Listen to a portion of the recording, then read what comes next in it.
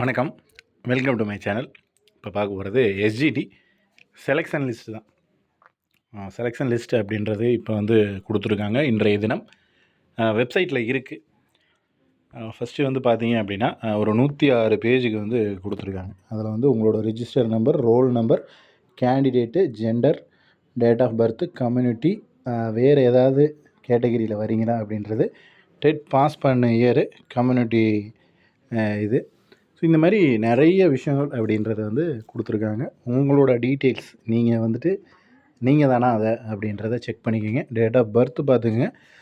Plus வந்துட்டு நீங்கள் check பண்ண வேண்டியது உங்களுடைய register number and roll number. So இந்த மாதிரி கரெக்டாக இருக்கா அப்படின்றத பார்த்துக்குங்க.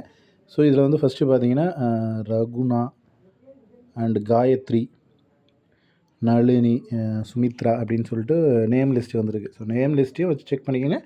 உங்களோட register number and roll number இது எல்லாத்தையுமே வச்சுட்டு பார்த்துட்டு செக் பண்ணிக்கோங்க. ஸோ டோட்டலாக வந்து பார்த்தீங்க அப்படின்னா 2600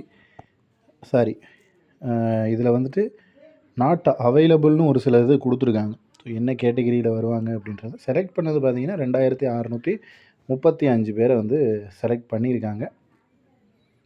ஸோ இந்த கம்யூனிட்டி இதில் எல்லாமே வந்து நாட் அவைலபிள் அப்படின்னு வந்திருக்கு. நாட் அவைலபிள் மீன்ஸ் என்ன சொல்கிறது, 2563 பேர் தான் செலக்டட்.